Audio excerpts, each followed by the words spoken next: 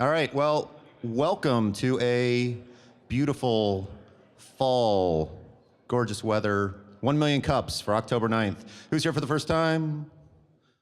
Oh, a whole bunch of you. Awesome. Well, welcome to coming to 1 million cups for the first time. Let me give you a quick rundown about how this works. 1 million cups, we have every week 2 amazing local startups.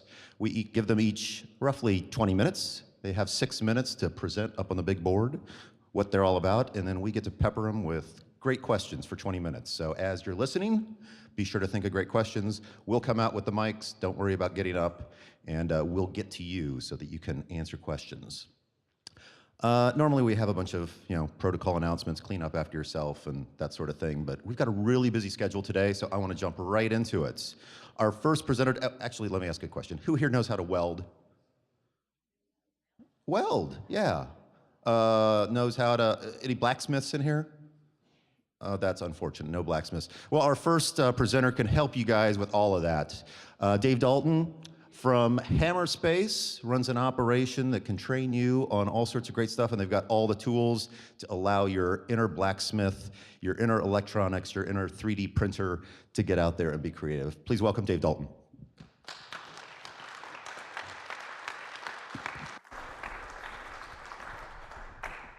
Good morning, 1 million cups. Can everybody hear me? 1 million cups may actually be the amount of coffee I've drunk this morning, so forgive me if I talk a little quickly. My name's Dave Dalton, and I'm with Hammerspace Community Workshop and Makerspace in Brookside.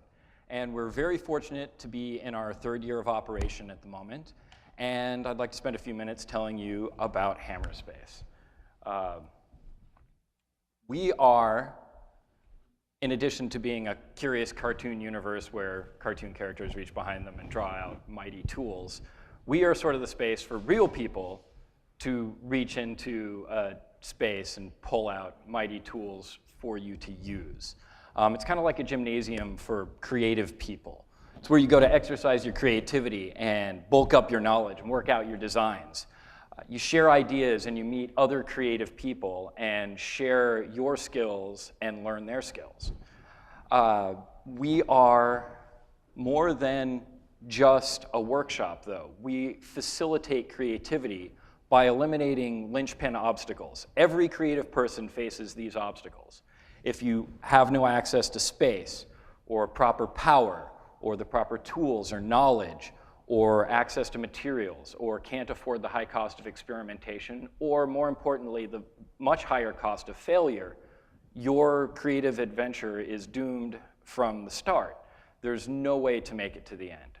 Any one of these obstacles can end your experience. So, as an organization, our goal is to enable creativity by removing these obstacles. We have 7,000 square feet, which is home to Kansas City's community of makers, builders, inventors, and doers. We provide tools and machinery that our users require to build almost anything they can imagine. And when I say tools, I mean tools that make us superhuman. Without tools, we're very limited. We just have our 5 little fingers to build and do and make. But with tools, our powers are unlimited. We can go to the moon. We can cut things slightly larger than a couple atoms with our tools at this point. So, oops. Thank you, Microsoft. And tools aren't the only thing that are necessary. The other linchpin is knowledge.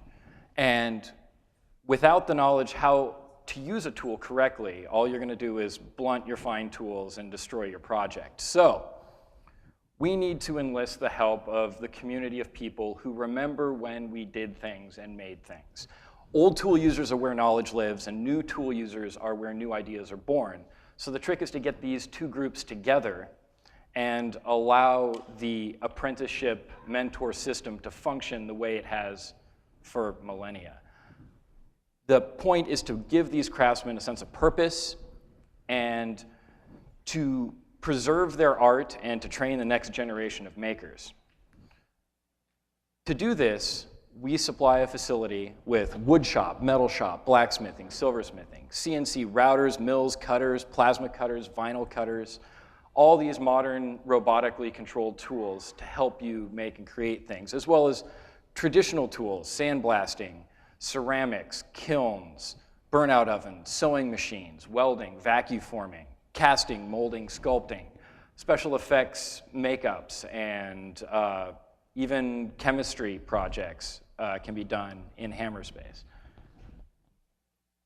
And the knowledge that we share is the ability to do almost anything you can imagine, because our teachers are not limited to a curriculum or getting you a degree. Our teachers are there to share knowledge that they've gleaned through a lifetime of creating things and to help you get to the end of your project. So you can rip a board or sandblast rusty tools.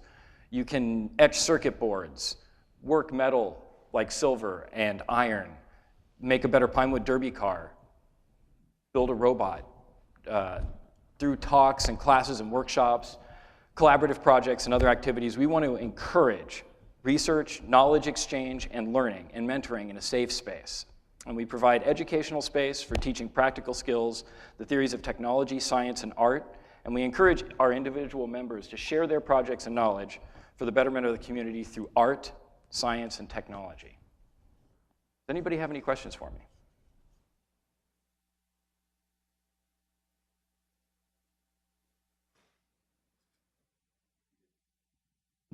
You didn't exceed your 6 minutes, so you caught That's us all right. caught us flat-footed. I'm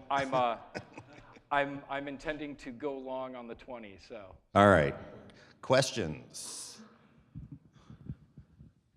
Got one here in the back. Over here on the right, on your left. Good morning. Are you teaching people to use these tools, or is this something that you need to have the knowledge to come in and prepare for them? If you have the knowledge, you can come in and with a little consultation with the staff, you can get right to work. Or you can train yourself by taking a variety of classes. Our classes are designed around not only making you something that will anchor your knowledge, something physical that you've created that's a beginner project or an intermediate or advanced project that teaches you a variety of tools and skills that you can apply to anything else that you do. So through building a simple box and welding it together or silver soldering a ring, you've learned a handful of tools in a 2-hour period, and you've done something practical and permanent that you can carry with you to anchor that knowledge. It's not just something you read in a textbook 20 years ago or a program you saw on television. It's something you did and made and you wear on your finger. So. Question way here in the back. I'd just like to know how much the fees are to use the space, and can I bring my own tools into the space? Yes, you can bring your own tools, and we provide lockers and storage facilities for people to keep their personal tools on site. The monthly membership dues are only $40 a month or $400 a year, less than the cost of putting down a deposit on a rental tool from a tool rental space. Our goal is to get all the creative people in the community together and help subsidize a workshop that's always ready for your project. So when the idea strikes, you can strike while the iron's hot, come in and start working on something without worrying about the obstacles that are put in your path. Question here up in the front.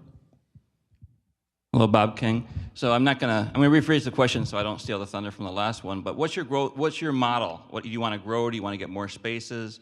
I mean, you're here pitching, so what's your long-term vision? Well, my long-term vision, we are right now trying to put together funding to double our shop space.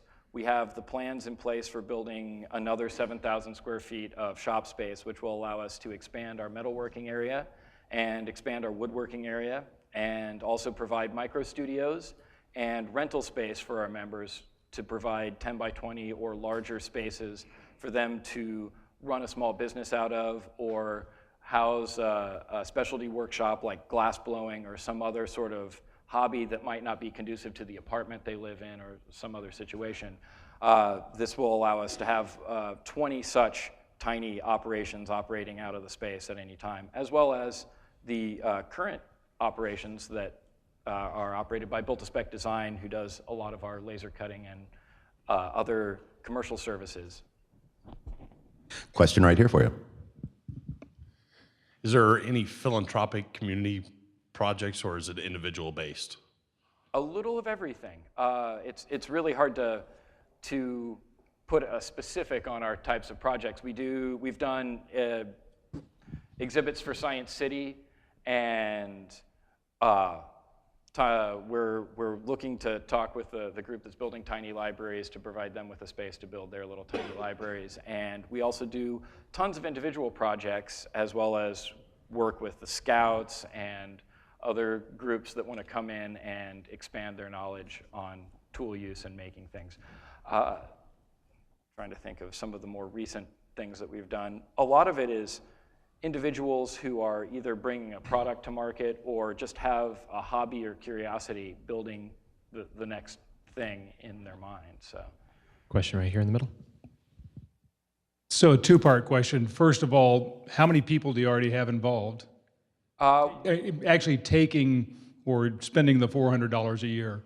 well, we have about 140 current regular members and about 230 total legacy members since we opened. Out of those 230, the 140 is about our average month-to-month active member levels. So if, for example, I wanted to come in and do silk screening, start a small silk screening business, and I had some ideas, do I just have to join and then get a lesson about how to do it? How does it go about? Yes, in fact, you don't even have to join to come in and learn how to silk screen. Our silk screening instructor will happily give you a silk screening class during our silk screening class time.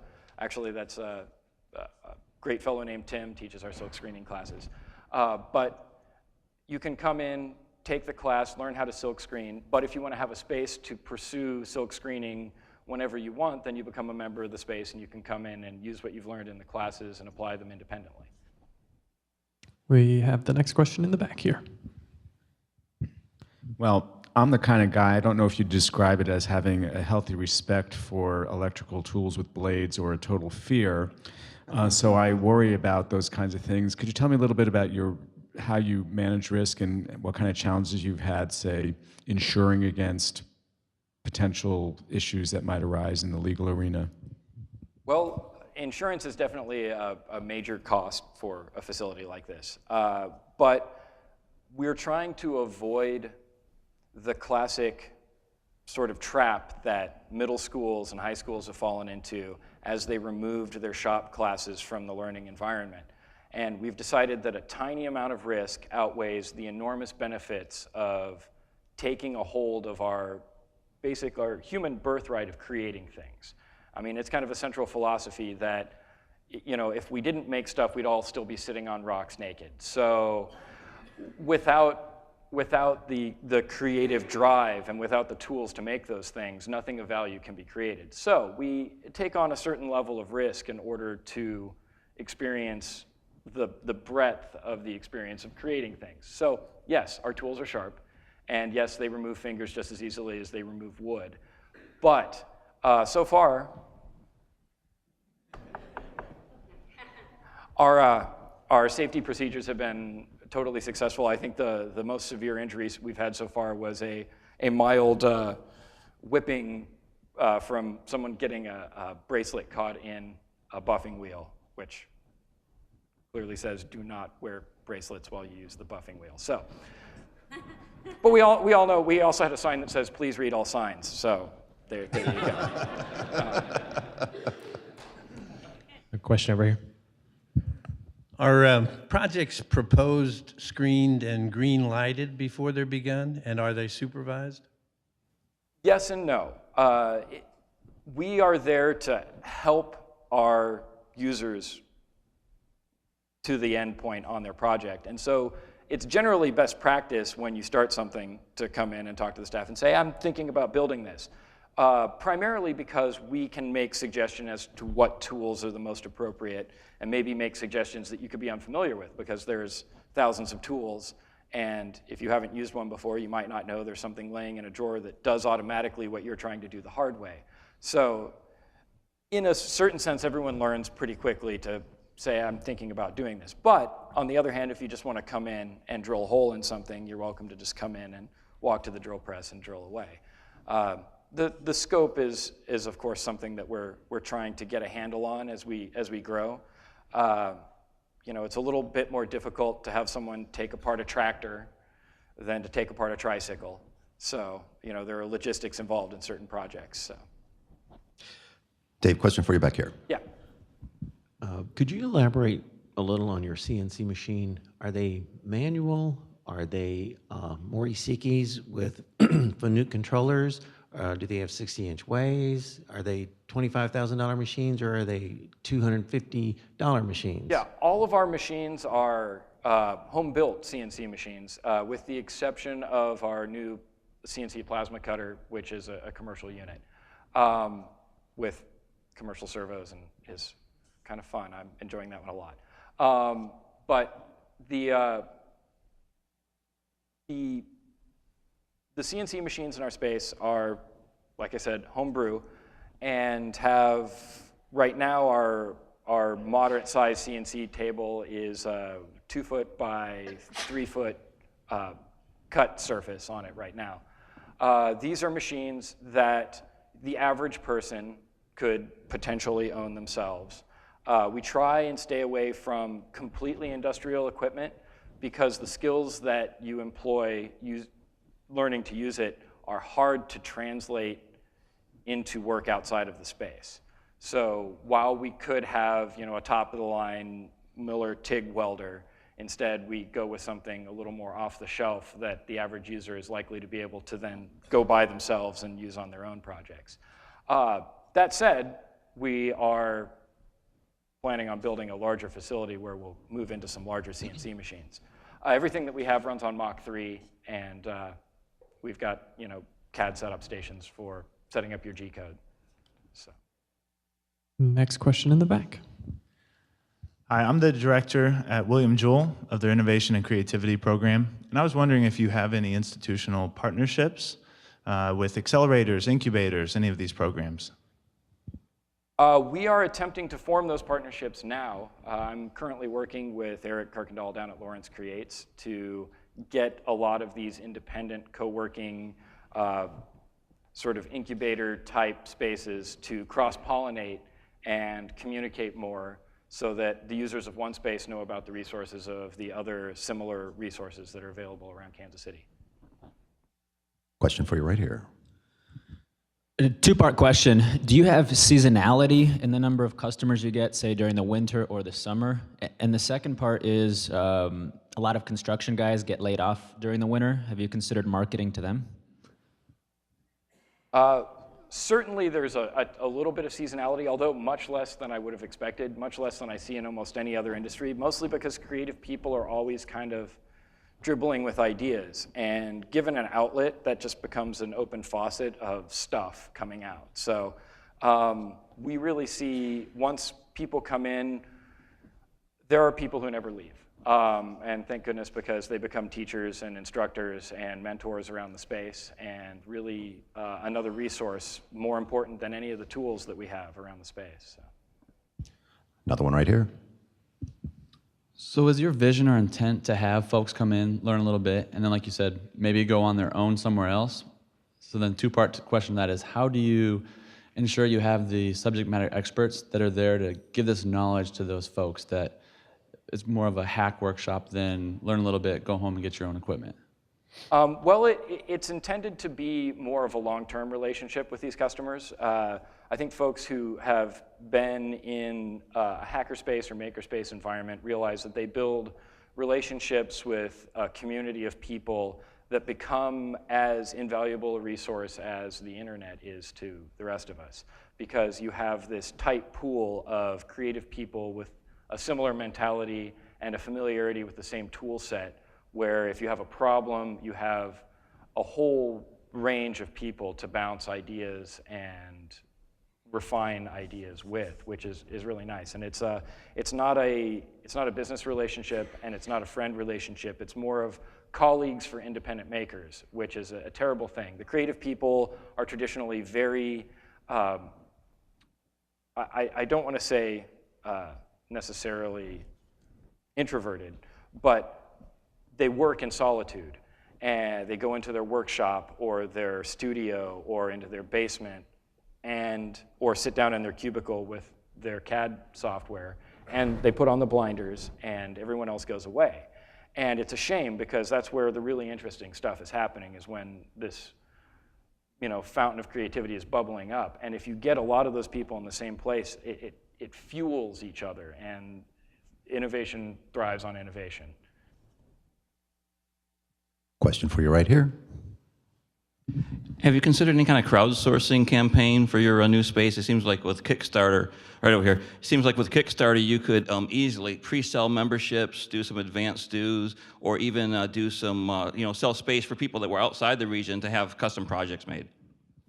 We did look at Kickstarter. I think probably one of the major obstacles to kickstarting and this new facility that we're looking at is the easiest things to move through Kickstarter are something where you can send a physical object to somebody as a thank you or as part of their donation. And really beyond our local community, I don't have anything to offer a distant donator other than the sense of satisfaction of helping something that's valuable for the community.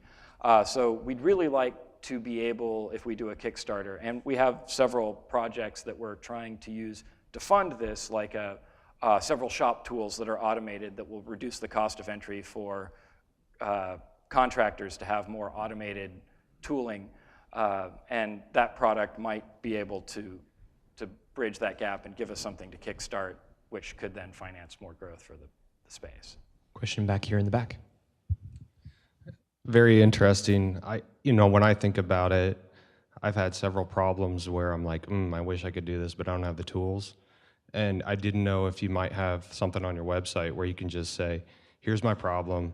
Is this something I should come in for? Because that way, it's a way they can reach out without making the drive, without seeing the space, but you kind of hook them on problem solution. Now it's worth coming over and really checking it out. Sure.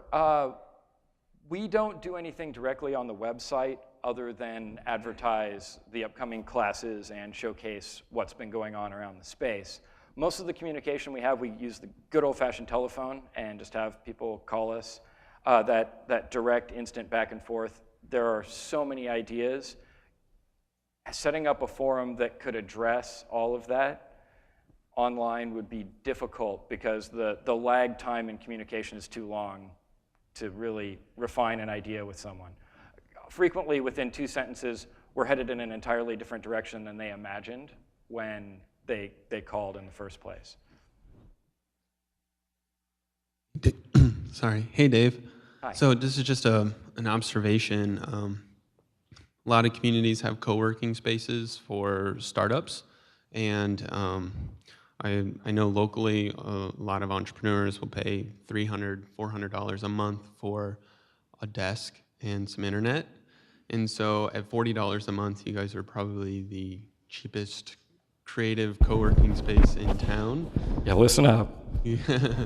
And so I was just wondering if you guys are set up to sort of offer some of that environment, and another benefit is that I can go get a bandsaw if I need it, So that is something that we're definitely trying to develop, especially with some new construction. We have the ability to provide really private working spaces for people who want to come in, as well as the community workspace. Right now, lots of people come in and do office work and other things in our big room space on one of the tables. One of the things we're looking at is we're hoping that Google Fiber will release its commercial product very, very soon so that we can jump on the fiber bandwagon as well. Since we have a building that used to be a fiber distribution center, it's really just a matter of waiting for the gears to turn. But yes, we definitely are interested in serving the startup and entrepreneur market with comprehensive services that really let them completely operate their business without having to maintain a satellite office at all. All right, so Dave, a couple of wrap-up questions before I ask you what we as a community can do to help you grow Hammerspace. Just real quickly, what made you decide to get into this and make us all become Bob Vila? Well, I grew up with a handy grandpa. My grandfather was an aeronautical engineer for TWA, and he helped design the super constellation that made transatlantic flights back in the Hughes era. And I watched him as a kid build a steam engine out of a block of metal and put it in a Ford Pinto. and then we drove it down the street. And then he drove it for another 20 years. So I just kind of thought grandpas did that sort of thing, and that everyone had an engine lathe out in their garage. And when I grew up and reality sunk in and I realized that not everyone had a fabulous mechanical engineer at their disposal for free, I was terribly disappointed. And I really thought that everyone should have had my childhood. So I'm trying to get you all there and give you a place where you can come in and you can build a steam engine and throw it in a Ford Pinto, or do what the Wright brothers did and invent the next great thing. But you can't do it without a support system. The Wright brothers didn't give us human flight with a crosscut saw and a flathead screwdriver. They had a bicycle shop, and it was paid for by bicycles. And they had the knowledge of lightweight materials that allowed them to build an airplane that was successful for the first time in history. Without those ingredients, no one would know who they were. And it was just good luck that all of the pieces were in place and all the linchpins were seated, and look at how it changed the world. So I want to make sure that that next kid who comes along with an idea, or heck, a 80-year-old kid with an idea comes along, I want them to have all the resources that they need to make that leap to something that we can all benefit from. Eloquently said. Thank you very much. Sure.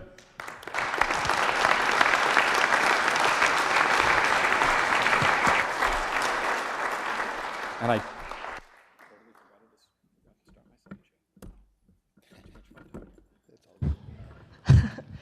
Okay, everybody, thank you for another great presentation. We've got a couple of announcements here in the middle, but I hope you'll bear with us if we run just a little long today. There's so much information to share that we're really overwhelmed, as always.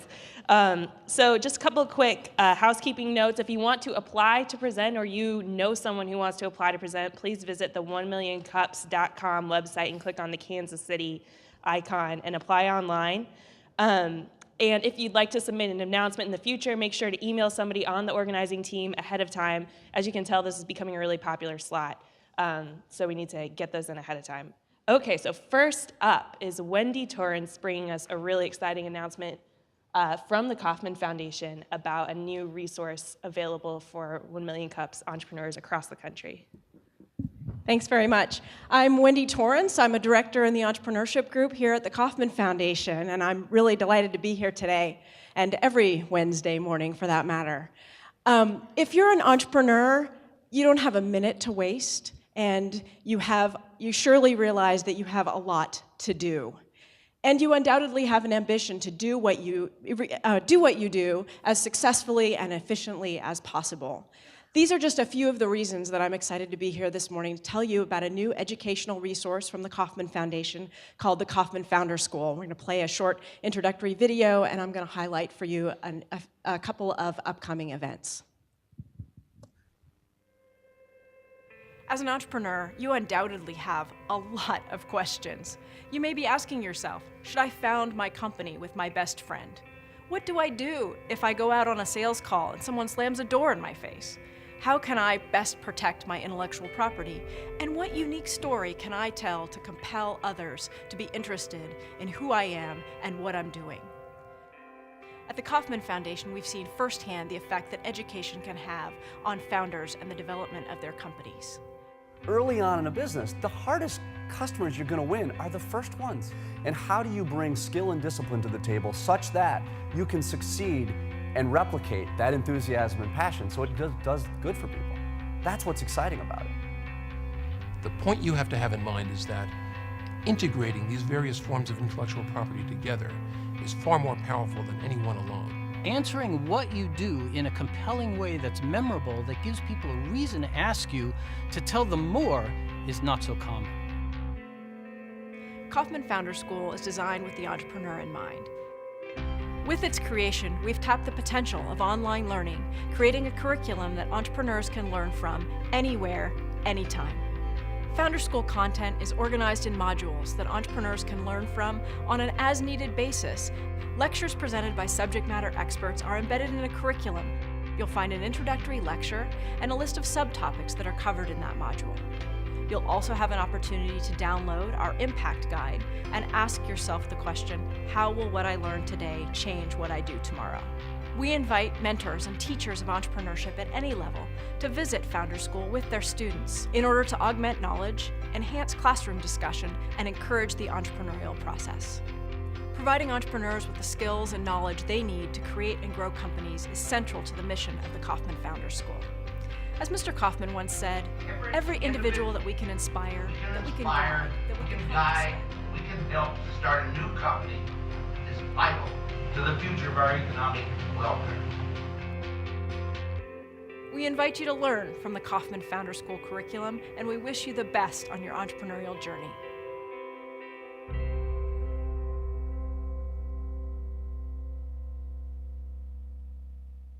So please visit us, kaufmanfounderschool.org. We're on Twitter at KaufmanFS. You saw a preview of a few of the modules that launched with the site. We'll be bringing forward modules from Steve Blank and Noam Wasserman in the coming months.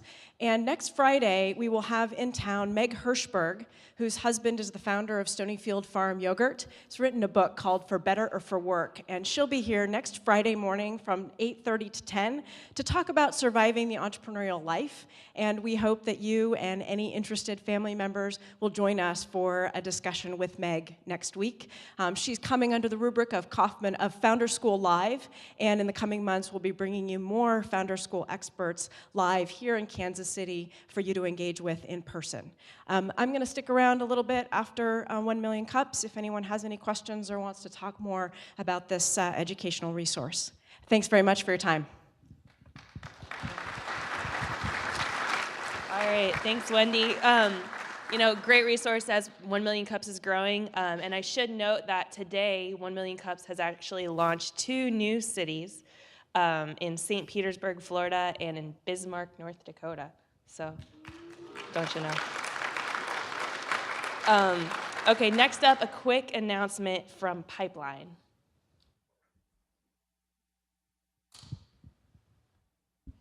Hi, I'm Tim Donnelly. I'm very honored to be here. I was in the first class of Pipeline. Pipeline is an ecosystem that helps entrepreneurs mature and scale their companies.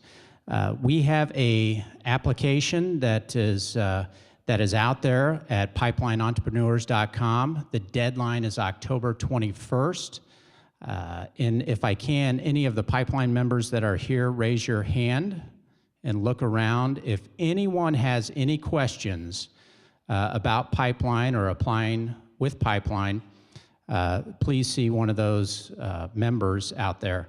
I think we're going to watch a quick video, and this is from our partners that will help you understand the value of Pipeline.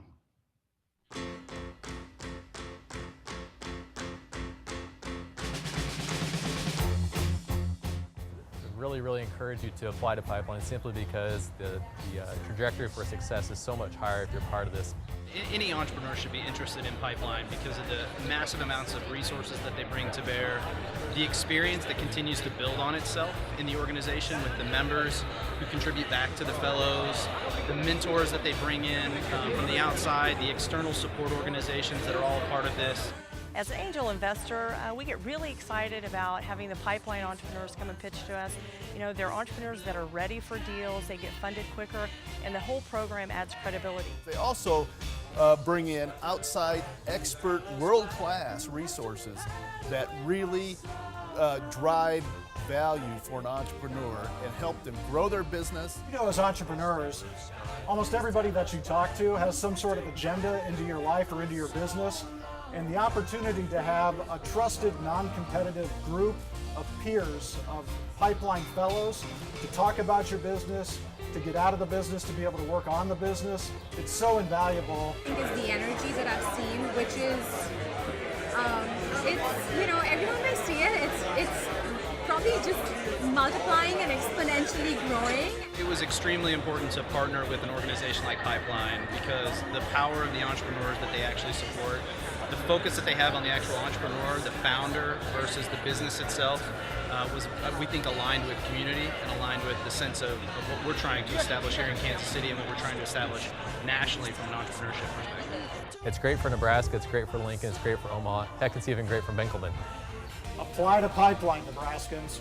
We need Wichita entrepreneurs to apply, so get out there and apply today. You should apply to Pipeline because your company is going to be better for it.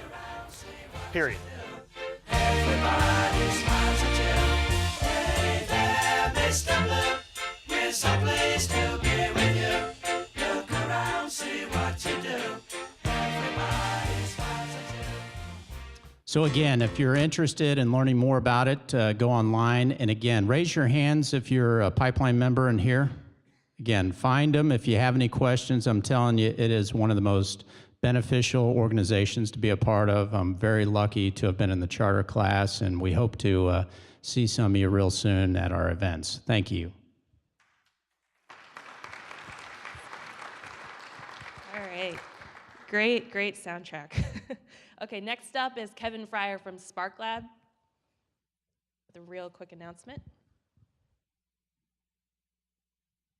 Morning, everyone. Good morning, everyone.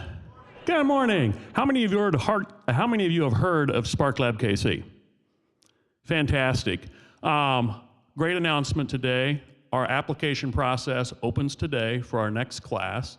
We had our demo day on August 23rd, where 10 of our alumni graduated in front of 175 investors and friends of Spark Lab KC. We'd love to have the second group of 10 companies be just as good as the first 10. Do we have any of our alumni companies here? So reach out to these guys if you're around here too. John, good to see you. It's a fantastic program. We have over 100 mentors. We pay you up to $18,000 to go through the program. It's fast-paced, it's 90 days. It will take you from a startup to a company that's ready for funding. Thanks to the Kauffman Foundation for letting us get up here, and good luck to Pipeline as well. Thank you. Okay, and our last super quick announcement from Rick Dean of Connecting for Good, a 1MC alum. Very quick. Good morning, Million Cups. All right, so I just want to tell you, we moved in July to 31st and Troost, and ever since getting there, our demand has blown up. We are doing between 2 and 5 classes a week, teaching people how to use the computers. We are putting 150 people a month through our classes, and that has created a huge demand for our refurbished computers. So if you're not familiar, we put people through a program where they take classes and learn how to use a computer, and then we sell them computers for $50. Yeah. And we're seeing a demand for about 150 computers a month, and we are running out, and you can imagine it takes a lot of donated computers to reach that demand, and we're running really short. Also, building that much and doing all these classes takes a lot of manpower. So we got 2 things coming up that we need your help with. This Saturday, we're having a pancake breakfast out at Applebee's on 103rd at State Line. And we really need you guys to come out and have breakfast with us, because that money will go a long ways towards supporting our mission. And then starting the following Saturday, we're doing a tour around the city for a computer drive. We're going to be in Overland Park. We're going to be out at KCK Community College up north of the river, in Blue Springs, and right here on a Saturday. In fact, we're going to be here on Saturday, November 2nd. So bring your computers, whatever you have to donate, come to breakfast, and help us spread the word. All of this information is on our website at connectingforgood.org, and we're going to have we'll be handing out flyers after this meeting today. Thanks. Awesome. Not too shabby, guys. 8 minutes. That's pretty good. Next up, I don't know if any of you have kind of lived on a coast and come back, but I know when I was living on the East Coast, the first question people always asked when they found out I was from Kansas was, did you grow up on a farm? Well, technically, yes, I did. It was like a CSA. But our next presenter Teresa Morris is here to talk about Farming Blueprint, which is going to enable people to support sustainable agriculture on a much larger scale.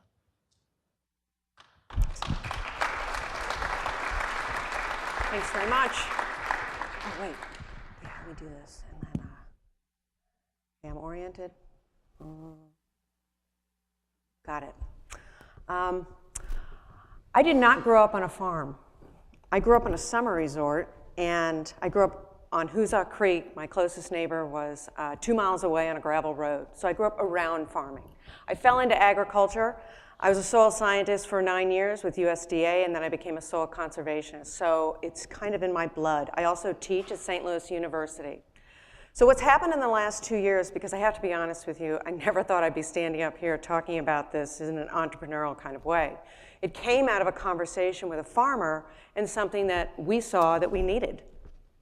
These are my co-founders, Mary Claire Sorensen and Nancy Stranzik.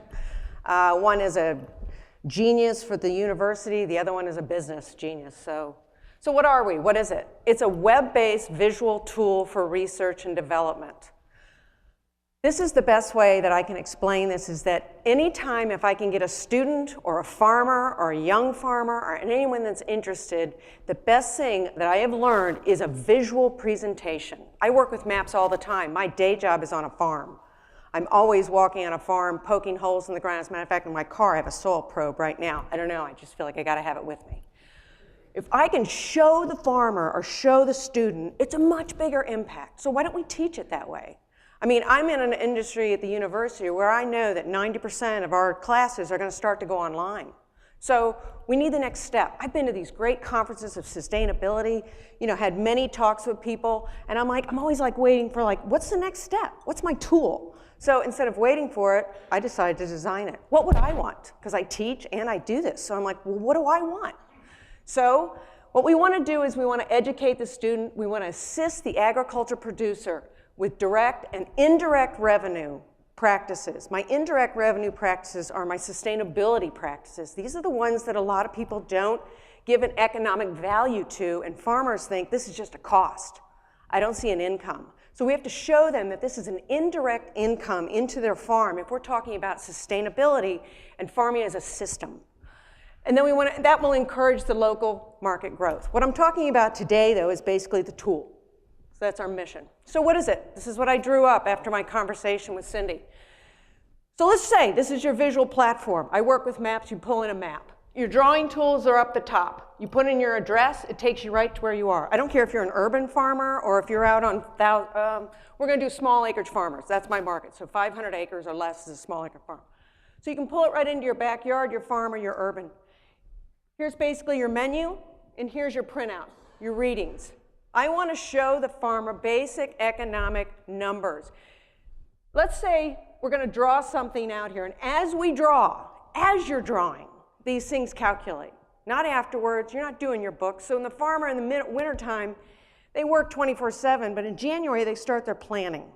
So as we're planning our cropping, we're going to get basic cost, yields, and income. It's as you draw it out on indirect and direct farming practices. An indirect farming practice is a field border. It's an intercrop. It's a pollinator crop. It's a cover crop. These practices we put in to build our soil health. So why not show them? We're going to show percent organic matter, which is then going to show you your water holding capacity. Two of our main resources that we're losing the battle on, and I've been in government work for 15 years doing this, our soil erosion's not getting better. So if we can show 1% increase in organic matter, which is equivalent to 25,000 gallons of water holding capacity, that gives value, economic value to your indirect practices. So let's say basically the drop-down menu is, you're going to click on your side menu, it's going to give you an icon. We're going to teach people some basic concepts about farming. What's your companion crop, your pest crop, your pollinator crop? So we start giving them value. So you click back on maps up there, and it takes you back to that screen. This is us talking to a web developer. What a great guy. I've talked to a number of them. We also added in, if you'll notice those little triangles on the side, just like in Ancestry.com, when you click on the leaf and it tells you, someone else is in your family. Soil is based on chemical, biological, and physical. What if we could show the student and the farmer, and I'll call them student as one group, every time you plant something, it's going to affect your soil in one of those ways. It's going to help it physically, it's going to help it chemically, or it's going to help it biologically. And then you start combining them. So you're like, wow, if I do a companion crop, I'm hitting the biological and the physical. We really start to make a very complex science a blueprint. And that's what we are, farming blueprint. We just want the first steps. That's cool. I don't know how I did that. This is my business model. We want to hit the universities. So we're like, that's our biggest, because people say, oh, how's this going to make money? I'm like, we need it in the universities. So Mary, who's one of our founders, she works at universities, and I said, give me a licensing fee, I got to know. So we met with them. I've met with a number of universities. It's basically $20,000 to $25,000 for a licensing fee. Then you have student membership fees, okay? So that'll help out. We get student membership fees, of course. We're like 6 months free. Try it out. You tell us what you think. We're going to do speaking engagements. We're going to do consulting. I would love to do consulting. Matter of fact, I got a probe in my car. If you want, I'd be glad to. Sponsors, AgriGrow, these guys I've been talking to, they do this wonderful liquid fertilizer thing. It's wonderful. They're trying to go out to California. We'll do advertising, restaurants.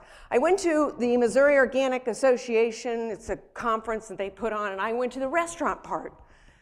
And I talked to restaurant owners, and I said, how are you doing with this local market thing? They're like, it's a pain in the neck. We can't get a rhythm with the farmers. We don't have a system. And I said, what if a farmer could hand you what their planting is for the season? You could kind of be able to do your menu. They said that would be great.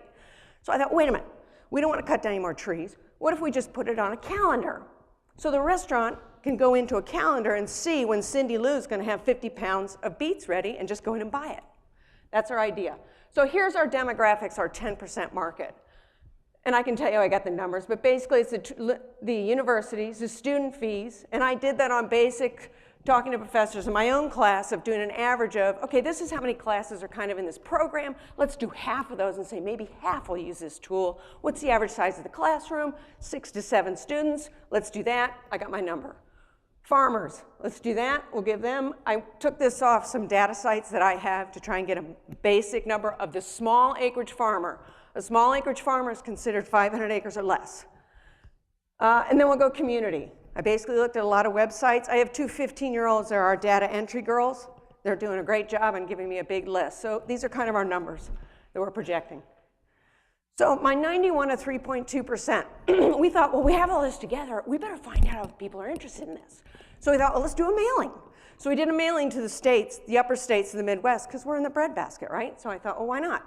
So there were 58 professors, and basically this is us just going online and having these 15-year-olds and finding all these websites and getting their emails and whatever. 347 campuses were surveyed. We surveyed 3.2% of that. We only surveyed 11 universities. I got 10 responses. Market response is 91%. And I just got one that we surveyed last summer, this past summer, and Mary, who's my academic, says there's hardly anybody on campus then. So this is basically our demographics of interest. This is what they said. Here's what they said. We want it. When are you going to have this thing? I got to get back to these people. This gal's up in Chicago. I got to talk to her. That was cool. And here's what we need to do. We need our beta. I'm meeting with Biogenerator over in St. Louis tomorrow with Nancy, my business partner. We're going to beg for beta because we're ready. We have all our pieces in place. We just need the beta. And the beta is basically bring in a map, show me some calculations while you draw. That's it. I'm done. All right. Sorry. We're going straight to questions. Sorry. Woo. Thanks very much. I don't drink coffee beforehand, so I'll have one after. Don was just saying that was probably the most informative 7 minutes of presentation we've ever had. I don't think we've ever had so many statistics. Well done. Oh, great stuff. Thanks. All right, questions. Questions, and just FYI, we'll probably run a little long today. Sorry. No, that's not your fault. I've been a farmer for years, and I have transitioned from, when my childhood, a farm in the South to an urban farming. Yeah. And so my question is, are you utilizing and showing people all the science around growing a large amount of crops on a tiny, tiny lot. And so, and I could talk about much more. The other thing I want to say is I'm a contractor for the Jackson County Extension offices, and there's your key, I think. If you were to go into them or to the Master Gardeners program, which is part of that, I think you would have a wonderful market there. Thanks. Let me answer your question. First of all, I do work with the Master Gardeners. I work in Jefferson County in Missouri, and I teach their class, and I love it. I've taught the Botanical Garden in St. Louis, so that's a great idea. I do permaculture, but if you saw my backyard, you'd be like, she's lying. I'm just starting.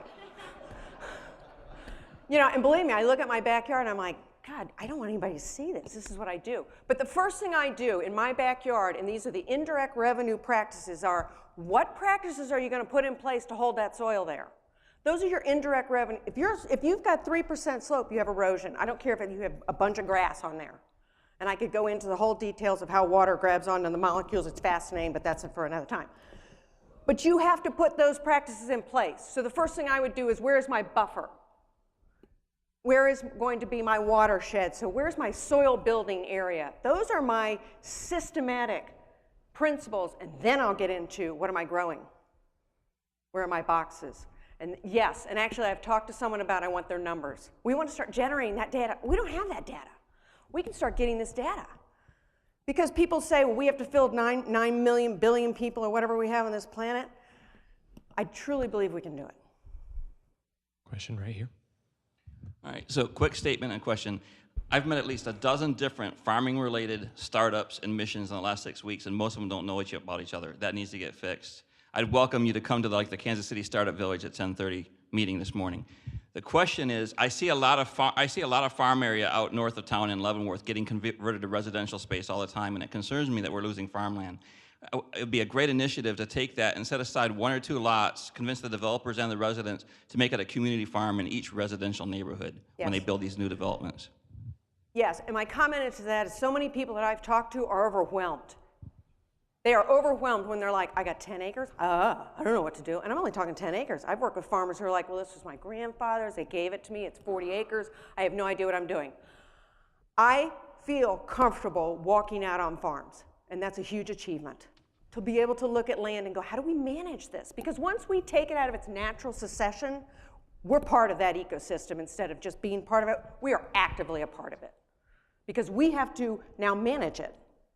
So you're right, and if we could take a parking lot and do that, I think this tool becomes a visual experience for the student and the farmer or the community or whatever it is to say, well, let me start drawing this stuff out. And then you start seeing your economic value. I have 5 principles of sustainability that I truly believe in. What I'm showing you today is order. We have to have order. We have to have economic, we have to think like a business person. This can't, you know, it's wonderful to grow things. I love growing things. Many of you may garden, but if we're going to do a production, if we are going to actually have local food and local forests, and I love all that, we need to make it a business. And I've talked to CSAs who are telling me that. They're like, if you don't think of it like a business, you're kidding yourself. So I asked them, would you use this tool? They're like, when is it going to be ready? So that's why we need our beta. Question right here. Good morning. I have 2 questions. The first is, I'm a motivational speaker with years in education, and I was wondering if there's anything with your mission that's connected to K-12 settings and spreading this message to students and teachers, in particular to about the importance of sustainable farming. And my second question is just about your branding. When I came in and I saw #FarmBP, my first thought, and this was just me, went, BP oil is now in farming. How do you distinguish your organization as unique and separate? Right. I have thought of K through 12. We're totally on board. Our first thing is we want to go for the universities, just because I teach a university. That's just my market. But we totally think, why can't you bring this to different levels and spread it across the United States? My daughter is very ambitious. If you notice on the map, there was one out in Oregon. She's dying to move out of St. Louis, so she hit Oregon. So now I'm talking Oregon. She also hit Sweden. So I have some people interested in Sweden. So, you know, we know that this is international. I'm sorry, what was your second one? Oh, FarmBP.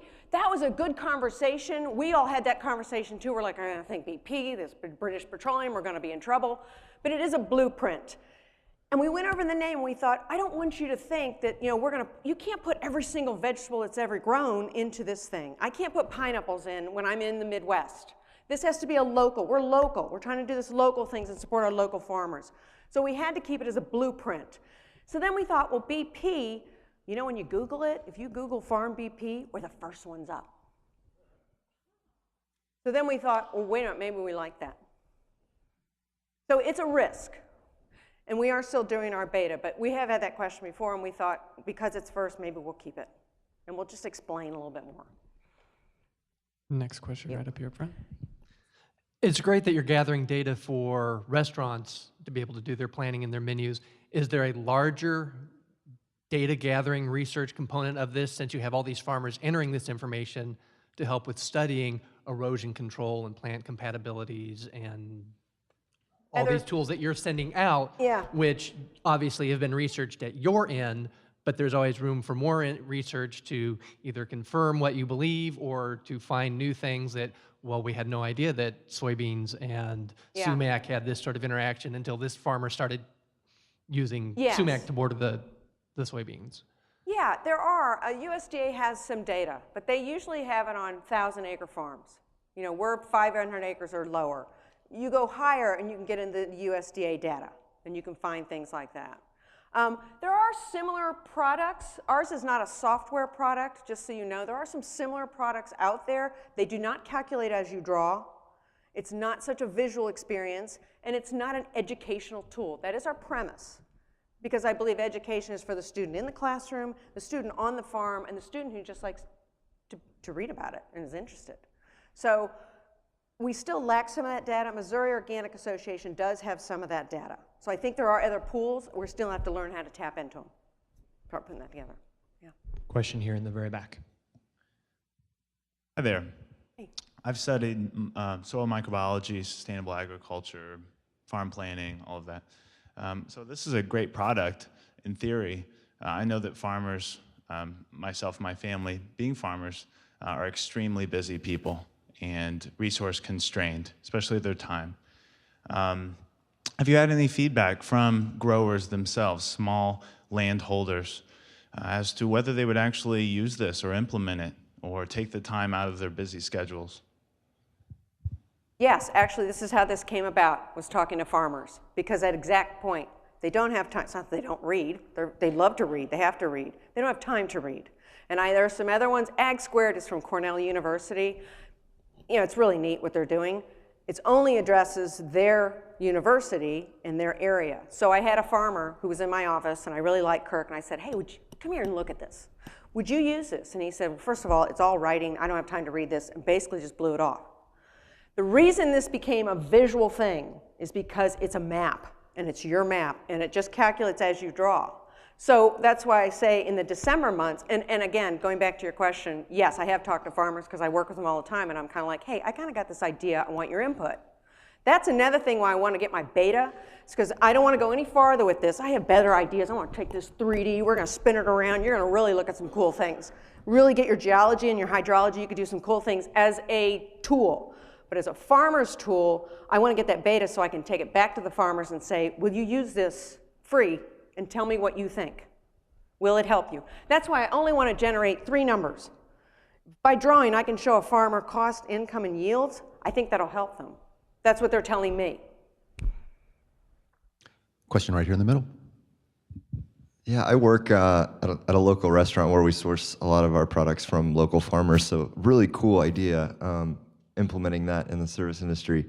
And yeah, we never know how many, like heirloom tomatoes, for instance, like Crumb's heirloom tomato farm, we never know when it's going to end or when it's going to run out. So how do you account for variables like the weather or like pests and different thing like that in this program, so you're not giving restaurants an inaccurate count per se? Because here's the deal, because we're gonna set that menu up, or that venue up, so it's a communication between them. Because I can't. I can go on the farm and I know weather and pests and whatnot, those are complete concerns. If you grow anything, you know that. But to have a menu so someone can say, all right, I just harvested my heirloom tomatoes, they're good, I'm gonna throw them on the menu. It has to be that quick. I think we have to realize that. Local buying is very quick. It's ready, you gotta get it. So if we have just a menu, again, a visual. Cindy Lou's Produce. I got 50 pounds of heirlooms coming in Wednesday. She just picked them Tuesday. They're there. You got to come get them. So if she all of a sudden doesn't have the pest, let's say she has a pest or fusarium blight, something wipes them, out her plants or herbs or whatever. She doesn't put it on the calendar. She's totally bummed out, but she's like, I don't put it on the, so there's not a real pure commitment there. And that's something we'd like to develop. Again, we want to talk to restaurants and farmers and go, we're just the vehicle on how to do this. You tell me how to do this, and we're going to try and set this up. Next question to your right. You're so on target with the visual.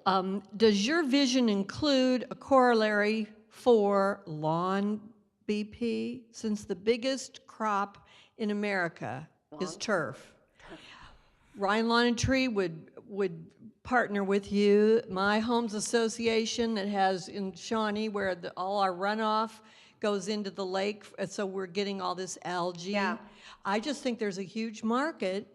You can't call it Farm BP because we wouldn't relate to it, but I just think that a lot of homeowners and a lot of like women gardeners would love to say, okay, now if I do this, this, and this, will that improve the planet and improve my soil? I just think there's a market there that can also economically support you. Yeah, I think you're right. I think there is, and I think there is a potential there because I've worked with people in urban areas where the lake is right there and everything's running off and they got algae blooms, they don't know why. It's short grass all the way down there, and I'm like, okay, here's what you need to do. Will people be okay with these tall grasses growing up? Because I have a wonderful landowner, her name is Adele, and she's like, Teresa, I know you want me to cut all these trees down, not because we're doing clear cutting, it's for timber stand improvement, it helps the woods. She's like, it looks like a mess. I said, well, give it a couple of years, it'll look great. So we have people who really want things very beautifully pristine. So if we can work with that, then yes, I think there's an avenue.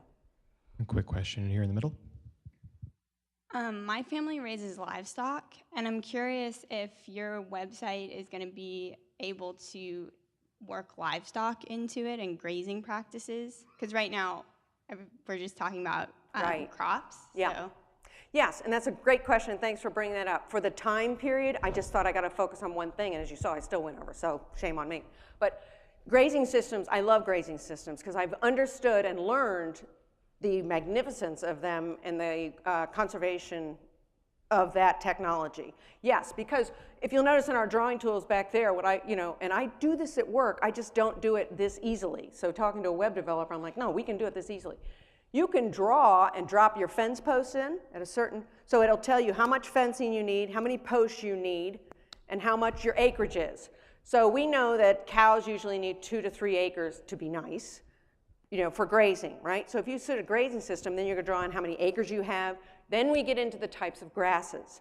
So you need cool season grasses and warm season grasses so they have something to eat in the hot summer. It diversifies their diet, it makes them healthy, just like us. So yes, we can work on where to put the water, where you put your buffers to keep them off so their hooves don't, the types of grass, yes, we can do that too. Great question, thanks. All right, Teresa, we're going to give you one last question. Wait, don't rush off the stage yet. Okay. All right, so we always like to ask, what can we as a community do to help you succeed and grow Farm BP? Yeah, I really appreciate that, and I really appreciate y'all listening. Like I said, we are focused on our beta. So if there's anyone who thinks they are interested, we know Biogenerator is in St. Louis, so we're meeting with them tomorrow. This is our second meeting, so we're hoping for good things.